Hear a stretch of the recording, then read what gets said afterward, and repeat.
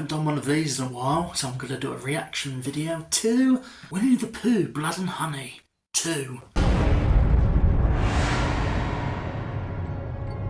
Before I go into the trailer, I'm probably one of the few who really highly rates the first film. It gives you that sense of true boots to the ground indie filmmaking, though I've seen many crowd-funded movies that felt and came across as the same, but it had its flaws, but I enjoyed it. It got an injection of finances to do additional photography due to its popularity. This is like a new big fad now, and Jagged Edge is going to rinse it for all it's worth. But I think that with this one, their intent is they made quite a bit of money, and I think a lot of it came from Mexico. And Arriba! I shouldn't have done that. I'm going to be cancelled. But yeah, I'm looking forward to it. I like the aesthetic, I like the look of Pooh, and I think it's going to work along the same lines as Evil Dead 2 did for the first Evil Dead film. So anyway, I'll react to it and talk about it after.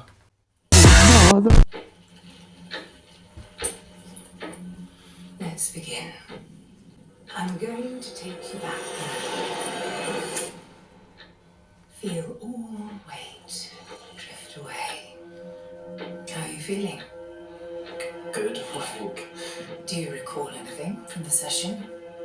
Focus. What is happening? This was the day Billy was taken. Them kids.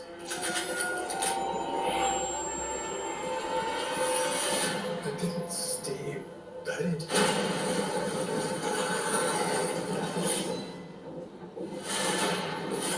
It's as if the earth itself was allowing this horror to rise up.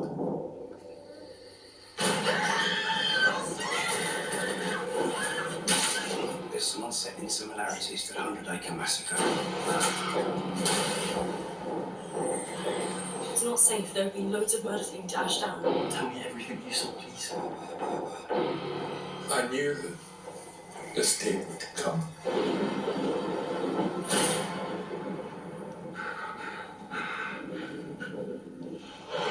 All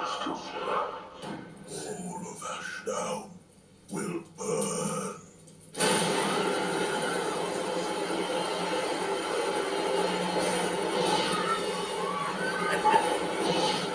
Yeah.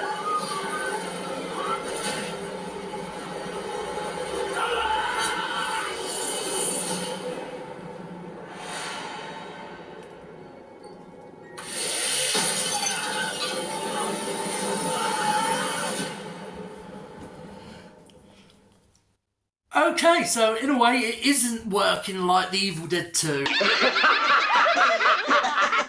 They're being reborn, in a sense.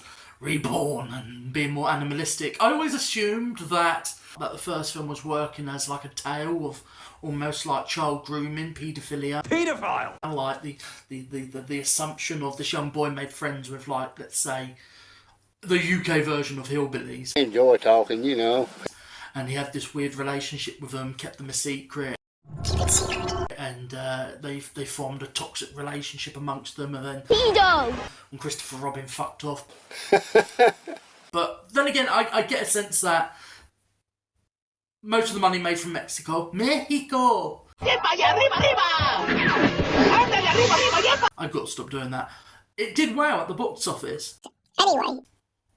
In foreign markets, which they've obviously infused into this, it still looks the same cinematography-wise. It's got action, bigger stunts, more impressive makeup and practical effects, gore. I really liked the plastic masks about the first one.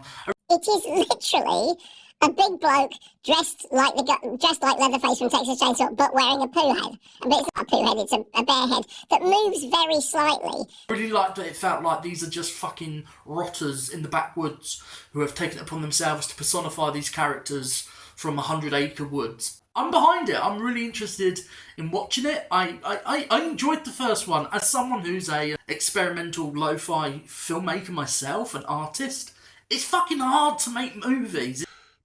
please stop talking? It's fucking hard to make something of a relatively high quality when you're working against time, budget, and as much as people hate it, it's become a cultural phenomenon, and I'm happy that a sequel is out quite quickly.